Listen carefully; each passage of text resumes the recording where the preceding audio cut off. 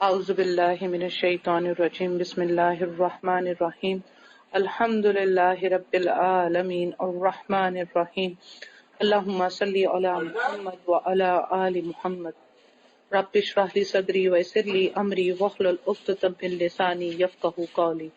السلام علیکم ورحمۃ اللہ وبرکاتہ۔ الحمدللہ لاسٹ ٹائم ہم نے سورہ نساء کو کمپلیٹ کر لیا تھا اور آج ہم سورہ مائدہ سٹارٹ کرنے جا رہے ہیں۔ المائدہ، سورہ مائدہ کا مطلب ہے دسترخوان۔ یہ جو سورت ہے یہ مدنی ہے، اس میں 120 آیتیں اور 16 رکوع ہیں۔ انشاءاللہ تعالی اللہ ہمیں توفیق عطا فرمائے کہ ہم ان آیات کو اور اس سورت کو اچھی طریقے سے پڑھ سکیں، آمین۔ پہلی آیت ہے سورہ مائدہ کی، جس کا ترجمہ ہے اے ایمان والو، عہد و پیما پورے کرو، تمہارے لیے مویشی چوپائے حلال کیے گئے ہیں، باخبر ان کے جن کے نام پڑھ کر سنا دیے جائیں گے، مگر حالت احرام میں شکار کو حلال جاننے والے نہ بننا، یقیناً اللہ جو چاہے حکم کرتا ہے۔ اچھا دیکھیے، اس میں اللہ تعالیٰ نے ایمان والوں کو ایک تو پہلی بات یہ بتا دی کہ عہد و پیما پورے کرو۔ عہد و پیمان یعنی کہ جو وعدے کرو، عہد کرو، اس کو پورا کرو، اور اس کے علاوہ جو مویشی چوپائے حلال کیے گئے ہیں بخبر ان کے جن کے نام پڑھ کر سنا دیے جائیں۔ تو اس میں یہ بھی بات آ گئی کہ جو ایمان والے ہیں ان کو جو حلال چیزیں اللہ تعالیٰ کی طرف سے بتائی جا رہی ہیں یہ بھی ان کے عہد و پیما میں آتی ہیں، تو ان کو بھی پورا کرنا ایمان والوں کے لیے ضروری ہے۔ اللہ تعالیٰ نے کہا ہے کہ مویشی اور چوپائے جو ہے وہ آپ کے لیے حلال کر دیے گئے ہیں، ٹھیک ہے؟ تو حلال کرنے والوں میں جو جانور ہیں ان کا بھی آگے ذکر آ جائے گا، لیکن اللہ تعالیٰ نے ایک بات صاف بتا دی کہ احرام کی حالت میں شکار کو حلال جاننے والا نہ بننا، یعنی کہ احرام کی حالت میں جو ہے وہ آپ شکار نہیں کر سکتے، نہ ہی کوئی جھاڑی یا درخت کاٹ سکتے ہیں حرم کے علاقے میں، یا احرام کی حالت میں کوئی بھی ایسا معاملہ کرنے سے اللہ تعالیٰ نے روکا ہے، کیونکہ احرام میں ان چیزوں کی پابندی ہے۔ البتہ سمندر کا جانور جو ہے وہ آپ شکار کر سکتے ہیں احرام کی حالت میں، لیکن اس کی آگے چل کر تفصیل ہم پڑھیں گے۔ تو اللہ تعالیٰ نے کہا یقیناً اللہ جو چاہے وہ حکم کرتا ہے۔ اچھا، اس میں سب جانور حلال ہیں، جیسے کہ ہم پچھلی سورہ بقرہ میں بھی پڑھ کر آئے ہیں،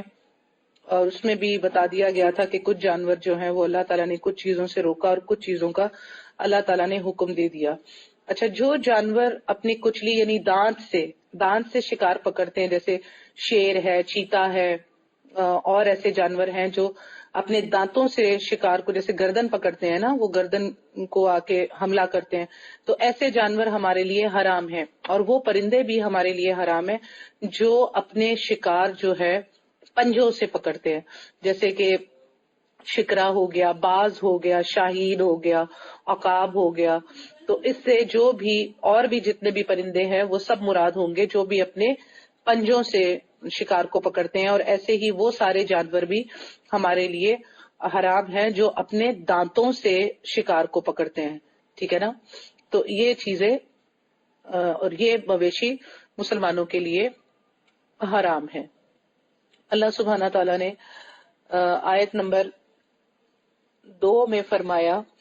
اے ایمان والو، اللہ تعالیٰ کے شاعر کی بے حرمتی نہ کرو، نہ ادب والے مہینوں کی، نہ حرم میں قربان ہونے والے اور پٹے پہنائے گئے جانوروں کی جو کعبہ کو جا رہے ہوں، اور نہ ان لوگوں کی جو بیت اللہ کے قصد سے اپنے رب تعالیٰ کے فضل اور اس کی رضا جوئی کی نیت سے جا رہے ہوں۔ ہاں جب تم احرام اتار ڈالو تو شکار کھیل سکتے ہو۔ جن لوگوں نے تمہیں مسجد حرام سے روکا تھا، ان کی دشمنی تمہیں اس بات پر آمادہ نہ کرے کہ تم حد سے گزر جاؤ۔ نیکی اور پرہیزگاری میں ایک دوسرے کی امداد کرتے رہو، اور گناہ اور ظلم و زیادتی میں مدد نہ کرو، اور اللہ تعالیٰ سے ڈرتے رہو، بے شک اللہ تعالیٰ سخت سزا دینے والا ہے۔ اچھا، یہاں پر اللہ سبحانہ تعالیٰ کیا فرما رہے ہیں؟ اے ایمان والو، اللہ تعالیٰ کی شاعر کی بے حرمتی کرو،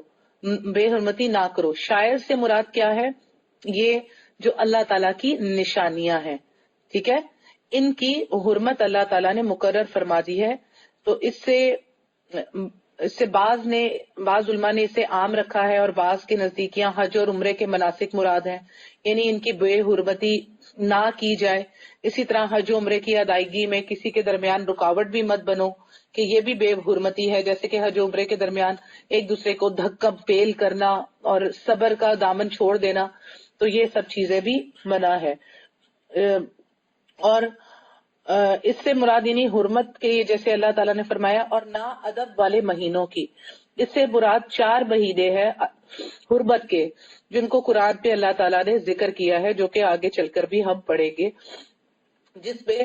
آتا ہے رجب، ذوالقعدہ، ذی الحجہ اور جو ہے محرم۔ ان کو اللہ تعالیٰ نے حرمت کے مہینے قرار دیا ہے، ان میں جنگ و جدال، قتال، یہ سب چیزیں منع کر دی تھی، اور اسلام کے آنے سے پہلے بھی یہ مہینے حرمت کے تھے، اور مشرکین مکہ بھی ان مہینوں میں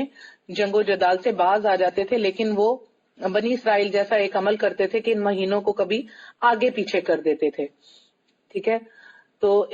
ان مہینوں کو جو ہے حرمت قرار دیا ہے۔ اللہ تعالیٰ نے فرمایا اس آیت میں آگے، نہ حرم میں قربان ہونے والے اور پٹے پہنائے گئے جانوروں کی جو کعبہ کو جا رہے ہو، اور یہ دیکھیں ان کی بھی آپ کو ان کا بھی ادب کرنا ہے اور خیال رکھنا ہے، جو جانور اللہ سبحانہ تعالیٰ کے نام پر قربان کیے جا رہے ہوں اور انہیں لے کر جا رہا ہو، تو ان جانوروں کو بھی نہ مارا جائے، نہ ان کو کوئی ضرب لگائی جائے، نہ ان کو کوئی نقصان پہنچایا جائے، کیونکہ وہ اللہ کے لیے قربان ہونے جا رہے ہیں۔ کیونکہ ہدی کرنا ایسے جانور کو کہا جاتا ہے جو حرم میں، جو حاجی حرم میں قربان کرنے کے لیے ساتھ لے جاتے ہیں، اور جو جانوروں کے گلے میں پٹے پہنائے جاتے ہیں ان کو بھی کہا جاتا ہے۔ یہاں حج یا عمرے کے موقع پر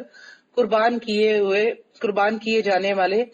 جانوروں کو مراد لیا گیا جن کے گلوں میں علامت اور نشانی کے طور پر جو ہے وہ پٹے ڈال دیے جاتے تھے۔ البتہ اس سے مقصود وہی جانور ہیں جنہیں حرم میں لے جایا جاتا تھا، یعنی یہ ہدی کی مزید تاکید ہے کہ جن کے گلوں میں پٹے پڑے ہوں، اس سے مراد ہوتا ہے کہ یہ ہدی کے جانور ہیں، حاجیوں کے، تو ان کے حرم تک پہنچنے میں کوئی رکاوٹ کھڑی نہ کی جائے۔ پھر اللہ تعالیٰ نے اسی آیت میں فرمایا ہے،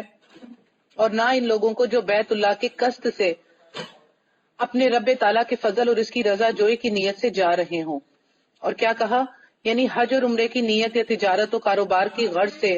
حرم جانے والوں کو مت روکو، نہ انہیں تنگ کرو۔ اور بعض مفسرین کے نزدیک یہ احکام اس وقت کے ہیں جب مسلمان اور مشرک اکٹھے حج و عمرے کرتے تھے، لیکن جب آیت یہ اتری جو سورہ توبہ میں ہم آگے چل کے پڑھیں گے، جس کا ترجمہ ہے کہ مشرکین تو پلید ہیں، بس اس برس کے بعد وہ خانہ کعبہ کے پاس نہ جائیں، تو پھر مشرکین کی یہ حد اس حکم سے منسوخ ہو گئی تھی۔ لیکن اس سے پہلے جو ہے جو معاملہ ہے کہ کیونکہ اس وقت تنگ بھی کیا جاتا تھا، اور تو اس وجہ سے اللہ تعالیٰ نے کہا کہ ان لوگوں کو جو بیت اللہ کے قصد سے اپنے رب کے فضل رضا جوئی سے نیے جا رہے ہوں، ان کو بھی تنگ نہ کیا جائے، نہ ان کو پریشان کیا جائے۔ اسی آیت میں اللہ تعالیٰ نے فرمایا کہ ہاں جب تم احرام اتار ڈالو تو شکار کھیل سکتے ہو، یعنی کہ شکار کر سکتے ہو۔ جن لوگوں نے تمہیں مسجد حرام سے روکا تھا، ان کی دشمنی تمہیں اس بات پر آمادہ نہ کرے کہ تم حد سے گزر جاؤ۔ دیکھیں یہاں پر اللہ تعالیٰ نے اس بات کی خاص طور پہ تنبیہ بھی کر دی۔ ایک تو یہ کہ جب تم احرام اتار چکو تو شکار تمہارے لیے جائز ہے، کوئی مسئلہ نہیں، شکار کر سکتے ہو۔ اور دوسری خاص طور پہ جو تنبیہ کی ہے، یعنی کہ گو تم ان مشرکین جنہوں نے 6 ہجری میں مسجد حرام جانے سے روک دیا تھا، لیکن تم ان کے اس روکنے کی وجہ سے ان کے ساتھ زیادتی والا رویہ اختیار مت کرنا، دشمن کے ساتھ بھی جو ہے وہ درگزر کا معاملہ کرنا، ان کے ساتھ اس طرح سے جیسے انہوں نے تمہارے ساتھ کیا تھا اس طرح سے نہیں کرنا، کیونکہ اللہ تعالیٰ نے کہا کہ جن لوگوں نے تمہیں مسجد حرام سے روکا تھا، ان کی دشمنی تمہیں اس بات پر آمادہ نہ کرے کہ تم حد سے گزر جاؤ۔ یعنی کہ آگے بھی ہم پڑھیں گے، پہلے بھی پڑھ چکے ہیں کہ بدلہ اتنا لیا جائے، اور مظلوم کو بدلہ لینے کا حق ہے، کہ وہ اتنا بدلہ لے جتنا اس کے ساتھ جو ہے ظلم کیا گیا، حد سے نہیں بڑھنا. تو جتنا انہوں نے کیا اس سے زیادہ نہیں کرنا ہے، حد سے نہیں بڑھنا ہے، اور اگر معاف کرو گے، پرہیزگاری کرو گے تو یہ تمہارے لیے بہت ہی اجر کی بات ہے. اور اللہ تعالیٰ نے کہا نیکی اور پرہیزگاری میں ایک دوسرے کی امداد کرتے رہو، گناہ اور ظلم و زیادتی میں مدد نہ کرو. یعنی کہ درگزر میں، اصلاح میں، ان چیزوں میں ایک دوسرے کی مدد کرو، لیکن اگر کوئی ایک ظلم کر رہا ہے تو اس کے ساتھ تم بھی مل کر ظلم نہ کرو، یعنی کہ اس کی ظلم کرنے میں، زیادتی کرنے میں مدد نہ کرو. اور کس سے ڈرتے رہو؟ اللہ سبحانہ تعالیٰ سے ڈرتے رہو، بے شک اللہ تعالیٰ سخت سزا دینے والا ہے. اللہ تعالیٰ نے یہ بھی یہاں بیان کر دیا کہ جو اللہ تعالیٰ سے ڈرے گا وہ کبھی بھی ظلم نہیں کرے گا، اور جو اللہ سے ڈرنے والا نہیں ہوگا وہ ظلم کرے گا. اور اللہ تعالیٰ کیا ہے؟ پھر سخت سزا دینے والا ہے. یہ ایک نہایت اہم اصول بیان کر دیا گیا ہے کہ جو ایک مسلمان کے لیے قدم قدم پر رہنمائی مہیا کر سکتا ہے. کاش کہ ہم مسلمان اس اصول کو اپنا سکیں کہ ظلم و زیادتی نہ کریں. یہاں تو ہم خود ایک موبائل کے لیے ایک دوسرے کا قتل کر دیتے ہیں. ہمارے رشتہ داروں میں آپس میں دیکھا جائے اور پوچھا جائے تو پتا چلتا ہے فلاں بھائی نے دوسرے بھائی کا اتنا حصہ کھا لیا، فلاں بھائیوں نے بہنوں کا حصہ کھا لیا. یہ سب ظلم و زیادتی کے کام ہیں جن سے اللہ تعالیٰ نے منع فرمایا ہے. آیت نمبر 3 کا ترجمہ ہے، تم پر حرام کیا گیا ہے مردار اور خون اور خنزیر کا گوشت، اور جس پر اللہ کے سوا دوسرے کا نام پکارا گیا ہو، اور جو گلا گھٹنے سے مرا ہو، اور جو کسی ضرب سے مر گیا ہو، اور جو اونچی جگہ سے گر کر مرا ہو، اور جو کسی کے سینگ مارنے سے مرا ہو، اور جسے درندوں نے پھاڑ کھایا ہو، لیکن اسے تم ذبح کر ڈالو تو حرام نہیں. اور جو آستانوں پر ذبح کیا گیا ہو، اور یہ بھی کہ قرہ کے تیروں کے ذریعے فال گیری کرو، یہ سب بدترین گناہ ہے. آج کفار تمہارے دین سے نا امید ہو گئے، خبردار تم ان سے نہ ڈرنا اور مجھ سے ڈرتے رہنا. آج میں نے تمہارے لیے دین کو کامل کر دیا اور تم پر اپنا انعام بھرپور کر دیا، اور تمہارے لیے اسلام کے دین ہونے پر رضامند ہو گیا. بس جو شخص شدت کی بھوک میں بے قرار ہو جائے، بشرط یہ کہ کسی گناہ کی طرف اس کا میلان نہ ہو، تو یقیناً اللہ تعالیٰ معاف کرنے والا اور بہت بڑا مہربان ہے. دیکھیے یہ آیت کو آپ جو ہے وہ دلیل کے طور پر نوٹ کر لیں. جب اکثر کبھی محرم آتے ہیں، کنڈے آتے ہیں، اور غیر اللہ کے نام کی نیازیں دن مقرر کر کے 7، 8، 9، 10 محرم، اور اس میں نیازیں چل رہی ہوتی ہیں اور کنڈوں کی نیازیں چل رہی ہوتی ہیں، اور جو ہے وہ ربیع الاول پہ بھی یہ چیزیں چل رہی ہوتے ہیں، شب بارات کو بھی حلوے مانڈے بن رہے ہوتے ہیں. تو اس وقت یہ آیت آپ کے بہت کام آئے گی، کیونکہ اس میں ایک معاملہ یہ ہے کہ جو غیر اللہ کے نام پکارا گیا کھانا ہے وہ بھی حرام ہے. ٹھیک ہے، یہاں سے ان محرمات کا ذکر شروع ہو رہا ہے جن کا حوالہ سورت کے آغاز میں بھی دیا گیا ہے، اور ہم سورہ بقرہ میں بھی یہ پڑھ کر آ چکے ہیں آیت نمبر 183 میں. خیر، اس کے اندر بتایا اللہ تعالیٰ نے کہ یہ جس پر ایک مردار اور خون یہ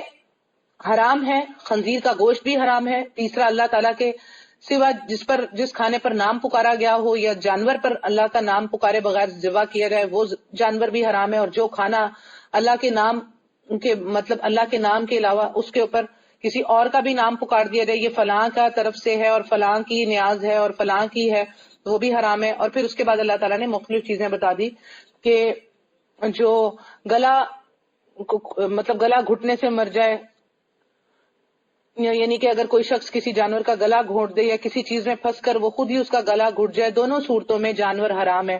کسی نے پتھر لاٹھی یا کوئی اور چیز مار دی بغیر ذبح کیے، وہ مر گیا تو وہ بھی حرام ہے. زمانہ جاہلیت میں ایسے جانوروں کو بھی کھا لیا جاتا تھا جس سے شریعت نے منع فرما دیا. بندوق کا شکار، اکثر لوگ جو ہے بندوق کا شکار کیے ہوئے جانوروں کے بارے میں علماء سے پوچھتے ہیں تو اس کے درمیان علماء میں اختلاف ہے. کچھ علماء کا کہنا ہے کہ وہ اگر بسم اللہ پڑھ کر گولی چلائی جائے تو اسے جو ہے وہ حلال ہے، اور کچھ علماء کا کہنا ہے کہ نہیں، گولی چلا کر نہیں بلکہ جب تک اسے آپ ذبح نہیں کر دیں گے تب تک وہ حلال نہیں ہے. البتہ اس کے معاملے میں میں بھی انہی علماء کی طرف ہوں کہ جن کا کہنا یہ ہے کہ وہ جانور کو ذبح ہی کریں تو بہتر ہے، کیونکہ شک جس چیز میں آ جائے تو وہ چیز چھوڑ دینی چاہیے، یہ حدیث میں بھی ہے. اور اگر بسم اللہ پڑھ کر کوئی گولی چلائے اور شکار ذبح سے پہلے مر گیا تو اس کا کھانا حلال ہے. اسے جو ہے امام شوکانی نے کہا ہے، لیکن ظاہری سی بات ہے کہ ذبح کرنا لازمی ہے، تو بہتر یہ ہے کہ جانور کو ذبح کر دیا جائے، اور ذبح کر کے اس کا مطلب شکار کر رہے تو اسے ذبح کیا جائے. اس کے علاوہ اللہ تعالیٰ نے فرمایا کہ کوئی ایسی جگہ سے جہاں سے جانور خود کسی پہاڑی سے گر گیا ہو یا اسے کسی نے دھکا دے دیا ہو، کسی دوسرے جانور نے گر گیا ہو، تو یہ بھی حرام ہے، نہیں کھا سکتے. یعنی کسی نے اسے ٹکر ماری اور وہ بغیر ذبح کیے مر گیا تو وہ بھی حرام ہے. اور ادھر یہاں پر اللہ تعالیٰ نے بتایا جو کسی سینگ مارنے سے مراد ہو اور جسے درندوں نے پھاڑ کھایا ہو لیکن تم اسے ذبح کر ڈالو تو حرام نہیں. یعنی کہ جیسے فرض کریں کہ کسی جو ہے وہ شیر، چیتا، بھیڑیا، اس نے اس کو جو ہے وہ پکڑا اور اسے جو ہے وہ پکڑ کے اس کا گلا، کیونکہ ان کی عادت ہوتی ہے کہ یہ گلے سے پکڑتے ہیں اور جو ونڈ پائپ ہوتا ہے جہاں سانس چل رہی ہوتی ہے اس کو بند کر دیتے ہیں، تو جس سے وہ مر جاتا ہے، تو پھر یہ اس کو چیر پھاڑ کر کے کھاتے ہیں. اور اگر ایسی حالت میں آپ نے پکڑ لیا کسی درندے سے کہ ابھی وہ جانور مرا نہ ہو، تو پھر آپ ایسے جانور کو کہ ابھی اس کے اندر زندگی باقی ہے، ہاتھ پاؤں ہل رہے ہیں، تو اس کے اندر زندگی کے آثار موجود ہیں، تو پھر آپ انہیں اس جانور کو شرعی طریقے سے ذبح کر کے کھا لیں تو وہ جانور آپ کے لیے حلال ہوگا. لیکن کیا ہے کہ بسم اللہ پڑھ کر آپ جو ہے وہ تیز دھارے سے اس کو ذبح کریں گے اور اس طرح سے ذبح کریں کہ رگیں کٹ جائیں. اور جس کا طریقہ یہ بھی ہے کہ کھڑے جانور کے لیے جو ہے لبے پر چھری ماری جائے، جیسے اونٹ کو نہر کیا جاتا ہے، اس کو کھڑا کر کے اس کی گردن پر چھری ماری جاتی ہے. تلوار سے بھی کیا جاتا ہے، چھری سے تو وہ معاملہ نہیں ہوتا، جس سے نرخرا اور خون کی خاص رگیں کٹ جاتی ہیں اور سارا خون بہہ جاتا ہے. اچھا، اس کے علاوہ مشرکین اللہ تعالیٰ نے پھر یہاں پر بتا دیا اور جو آستانوں پر ذبح کیا گیا ہو. اب دیکھ لیجئے کہ جو آستانوں پر ذبح کیے گئے جانور ہیں وہ بھی حرام ہے. مشرکین کیا کرتے تھے؟ اپنے بتوں کے قریب پتھر یا کوئی چیز نصب کر کے خاص جگہ بنا دیتے تھے جسے وہ نصب، تھان یا آستانہ کہتے تھے. اسی پر وہ بتوں کے نام نظر کیے جانوروں کو ذبح کرتے تھے. یعنی یہ وما اہل بہ لغیر اللہ میں اسی کی ایک شکل ہے. اس سے معلوم ہوا کہ آستانوں، مقبروں اور درگاہوں پر جہاں لوگ طلب حاجات کے لیے جاتے ہیں اور وہاں مدفون جو دفن ہوئے ہوئے لوگ ہوتے ہیں ان کی خوشنودی کے لیے جانور یعنی مرغا، بکرا یہ وغیرہ ذبح کرتے ہیں یا پکی ہوئی دیگیں تقسیم کرتے ہیں، ان کا کھانا حرام ہے. وما ذبیح علی النصب میں داخل ہوتا ہے، یہ کھانا بھی حرام ہے جو آستانوں پر کھلایا جائے یا جانور ذبح کیا جائے. اور پھر اللہ تعالیٰ نے فرمایا کہ تیروں کے ذریعے سے، اور یہ بھی کہ قرا تیروں کے ذریعے فال گیری کرو، یہ سب بدترین گناہ ہے. یعنی کہ اس کے دو معنی کیے گئے، ایک تیروں کے ذریعے تقسیم کرنا، دوسرا تیروں کے ذریعے قسمت معلوم کرنا. تو جوئے وغیرہ جو ہیں وہ سب اسی میں آتے ہیں. جوئے میں ذبح شدہ جانور کی تقسیم کے لیے یہ تیر ہوتے تھے جس پہ کسی کو کچھ مل جاتا تو کوئی محروم رہ جاتا. اس لیے اللہ تعالیٰ نے ان سب چیزوں کا بھی سختی سے منع کر دیا. اور اس کے علاوہ یہ لوگ کیا کرتے تھے کہ 3 قسم کے تیر بنا کے رکھتے تھے اور اس میں جو ہے کوئی نام نکل آتا تو وہ کام کر لیا جاتا، اور اگر نہیں نکلتا تو پھر دوبارہ فال نکالتے. مطلب یہ ساری چیزیں جو ہیں ان کے ہیلے وسیلے تھے. اللہ تعالیٰ نے اسے بھی حرام کر دیا، اور اللہ تعالیٰ نے اس بات سے بھی حرام کر دیا کہ تیروں سے قسمت معلوم کرتے ہیں. یعنی آج جو ہم بڑے شوق سے میچ کے دوران بھی جو ہے وہ پروگرام دیکھ رہے ہوتے ہیں، جی کل کون میچ جیتے گا، اس پہ ایک باقاعدہ بڑا لمبا چوڑا پروگرام چلتا ہے کہ جی یہ ٹیم آج جیتے گی اور یہ ٹیم جیتے گی. تو یہ معاملات بھی جو ہیں یہ منع فرما دیے گئے ہیں اللہ تعالیٰ نے ان سب چیزوں سے، کہ غیب کی بات پوچھی جائے یا اس پر جو ہے گیس کیا جائے اور غیب کی آنے والی خبر کے اوپر بتایا جائے، نجومیوں سے جو ہے وہ ڈسکس کی جائے، یہ ساری چیزیں غلط ہیں. ان سب چیزوں سے بھی اللہ تعالیٰ نے منع فرما دیا. اور نبی صلی اللہ علیہ وآلہ وسلم نے فرمایا جو کسی نجومی کے پاس گیا تو اس کی 40 دن تک نماز قبول نہیں ہوتی. اور آج ہمارے لیے یہ بہت ہی آسان سی چیز ہے کہ ہم ایون جب ورلڈ کپ ہو رہے ہوتے ہیں تو اس میں ہم प्रोग्राम्स बाकायदा शौक से देख रहे होते हैं जिसमें 4-5 निजूमियों को बिठाया होता है और उनसे कहा जाता है जी कल कौन मैच जीतेगा, और वो फिर कहते हैं जी सितारों से हमें ये पता चला है और तीरों से हमें ये पता चला है कि ये जीतेगा और वो जीतेगा, और इसको बड़ा ही पजीराई मिलती है अवाम में और लोग बहुत खुश होते हैं। और इस तरीके से ये नहीं मालूम कि हम किस गुनाह की तरफ दाखिल हो रहे हैं, जिसे अल्लाह ताला ने कुरान करीम में सूरह अल माइदा में बाकायदा हाईलाइट करके गुनाह का काम बताया है। अल्लाह सुब्हानहू व तआला ने फरमाया खबरदार तुम मुझी से डरते रहना, मुझी से डरते रहना। और अल्लाह ताला ने ये भी बता दिया आज मैंने तुम्हारे लिए तुम्हारे दीन को कामिल कर दिया और तुम पर अपना इनाम भरपूर कर दिया और तुम्हारे लिए दीन इस्लाम को पसंद कर लिया और इस पर रजामंद हो गया। अल्लाह ताला ने फरमा दिया कि दीन इस्लाम ही तुम्हारे लिए पसंदीदा है, इसी के साथ तुम्हारी जो है वो मग़फ़िरत कबूल होगी, इसके अलावा कोई और दीन कबूल नहीं किया जाएगा। उसके बाद अल्लाह ताला ने ये भी बता दिया कि जो शख्स भूख की शिद्दत की वजह से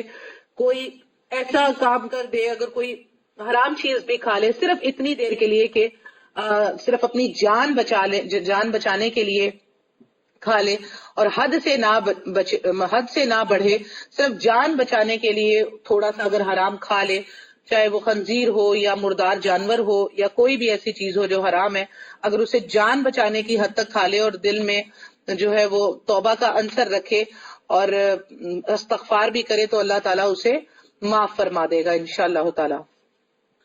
अच्छा, ये भी बहुत जरूरी मसला समझ लीजिए कि आपसे सल्लम से दरियाफ्त करते हैं कि इनके लिए क्या कुछ हलाल है, तो आपसे सल्लम इनको बता दीजिए कि तमाम पाक चीजें तुम्हारे लिए हलाल कर दी गई। अगर अब हलाल की लिस्ट दी जाती तो वो बहुत लंबी हो जाती, इसलिए हराम चीजों को जो 4 हैं खास तौर पर उनकी शक्लें बता दी गई। तो अल्लाह ताला ने कहा कि तमाम पाक चीजें तुम्हारे लिए हलाल हैं। और अच्छा, इसके अलावा एक और मामला भी अल्लाह ने बता दिया, और जिन शिकार खेलने वाले जानवरों को तुमने सधा रखा है, यानी जिन्हें तुम थोड़ा बहुत सिखाते हो, यानी इससे मुराद ये है कि जैसे शिकारी कुत्ते होते हैं उनको सिखाया जाता है, शिकारी कुत्ता, बाज लोग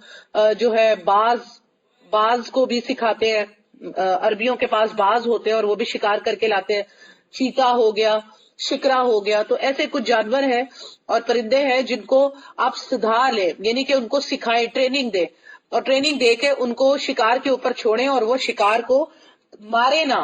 ठीक है ना, अपने पंजों से ना तो उसको मारे परिंदा और ना कुत्ता या चीता अपने दांतों से उसकी गर्दन को दबा दे, हाँ अलबत्ता उसको पकड़ ले, और अगर उसके पकड़ने में वो अगर मर भी जाता है तो वो जानवर आपके लिए हलाल होगा, मगर बशर्त ये है कि जब आप उसे छोड़ें तो बिस्मिल्लाह पढ़ के छोड़ें, कुत्ते को या बाज को या अकाब को या जिसको भी बिस्मिल्लाह पढ़ के छोड़ें, और जब आप उसे रुक जाने का कहें तो वो रुक जाए, और जब आप उसे बुलाएं तो वो आपके पास वापस आ जाए। ये पूरी ट्रेनिंग उसकी हो तो इन शर्तों के साथ आपके लिए वो जो शिकार है वो हलाल है। और सदाए हुए यानी सिखाए हुए छोड़े हुए जानवरों के अलावा और जानवर की शिरकत ना हो, यानी उनके साथ कोई और दूसरा जानवर ना हो, जिस जानवर को आपने सिखाया हुआ है सिर्फ वो ही हो। तो अल्लाह ताला का नाम जिक्र कर लिया करो और अल्लाह ताला से डरते रहो, अल्लाह ताला जल्द हिसाब लेने वाला है बेशक। इसके बाद आयत नंबर 5 का तर्जुमा है, कुल पाकीज़ा चीजें आज तुम्हारे लिए हलाल की गई और अहले किताब का ज़बीहा तुम्हारे लिए हलाल है और तुम्हारा ज़बीहा इनके लिए हलाल है, और पाक दामन मुसलमान औरतें और जो लोग तुमसे पहले किताब दिए गए हैं इनकी पाक दामन औरतें भी हलाल है, जबकि तुम इनके महर अदा करो, इस तरह के तुम इनसे बाकायदा निकाह करो, ये नहीं कि एलानिया जना करो या पोशीदा बदकारी करो। मुनकिरीन ईमान के अमाल जाया और अकारत है, आखिरत में वो हारने वालों में से हैं। अच्छा, इस आयत में भी अल्लाह ताला ने बता दिया कि कुल चीजें जो हैं वो तुम्हारे लिए पाक हैं, जो कि बता दी गई, हराम थी वो अलग बता दी गई, आज तुम्हारे लिए हलाल की गई हैं। और अहले किताब का ज़बीहा भी तुम्हारे लिए हलाल है, यानी अहले किताब का वो ज़बीहा जिसमें खून बहाया गया हो, यानी कि ज़िबा करके उसका खून बॉडी से निकल चुका हो, क्योंकि आजकल मशीनी तौर पर ज़िबा किया जाता है तो वो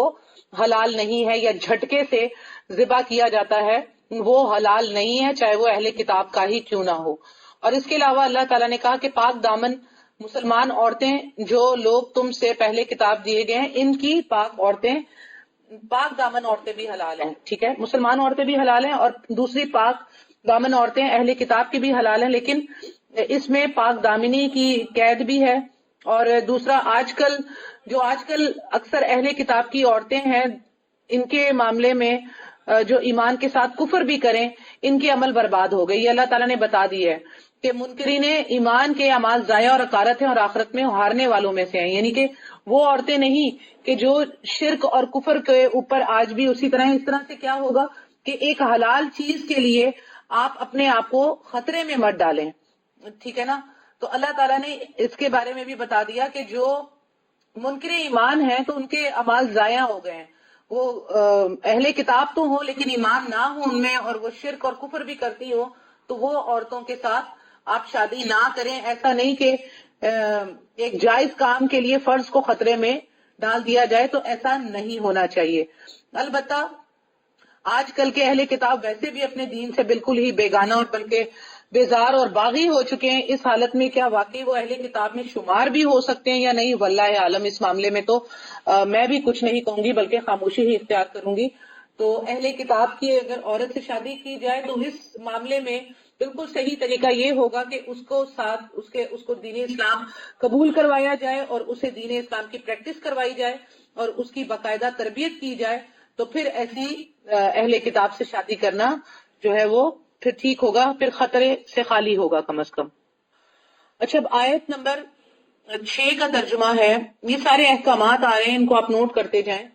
کہ اے ایمان والو، جب تم نماز کے لیے اٹھو تو اپنے منہ کو اور اپنے ہاتھوں کو کوہنیوں سمیت دھو لو، اپنے سروں کا مسح کرو اور اپنے پاؤں کو ٹخنوں سمیت دھو لو، اور اگر تم جنابت کی بھی حالت میں ہو تو غسل کر لو. ہاں، اگر تم بیمار ہو یا سفر کی حالت میں ہو یا تم میں سے کوئی حاجت ضروری سے فارغ ہو کر آیا ہو یا تم عورتوں سے ملے ہو اور تمہیں پانی نہ ملے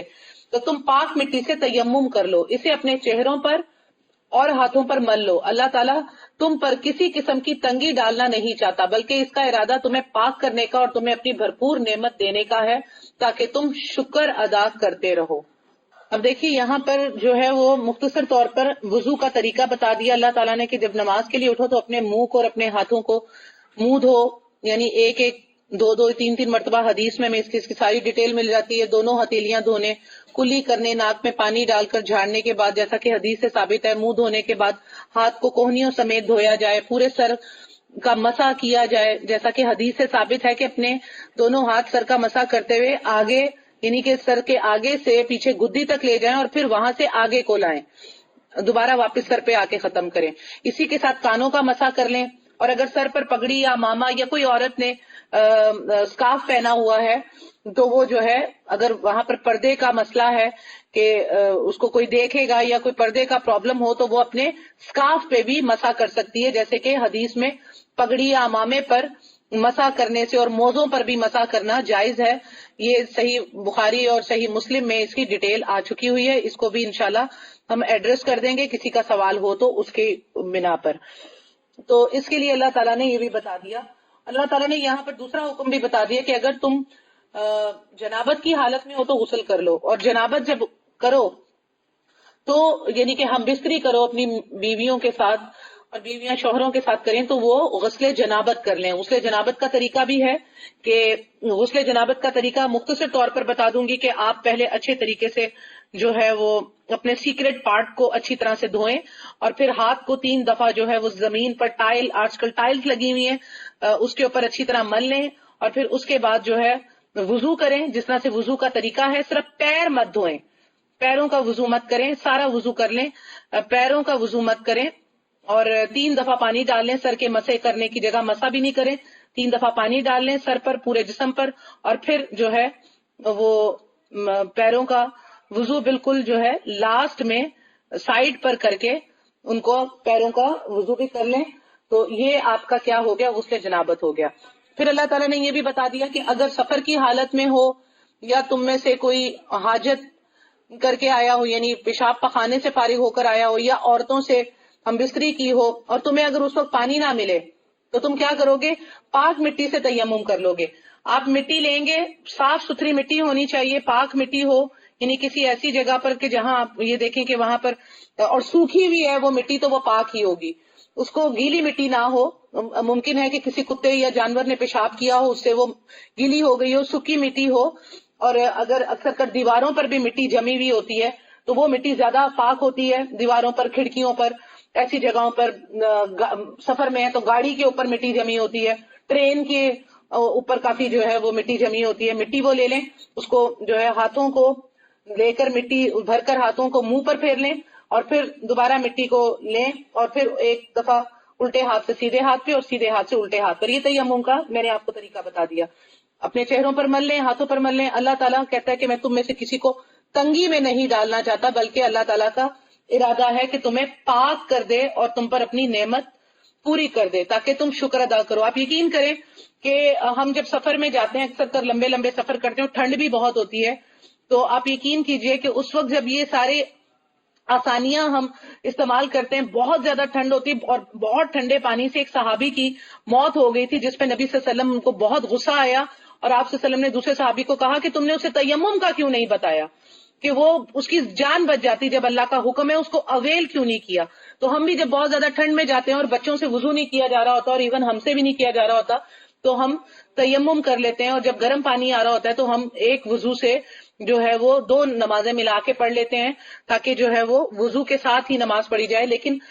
کہیں سفر میں تیمم بھی کر لیتے ہیں اور نماز پڑھ لیتے ہیں. تو یہ اللہ تعالیٰ کا بہت بڑا احسان ہے، بہت شکر ہے. ابھی جو ہے یہ کیونکہ آیات لمبی ہیں اس لیے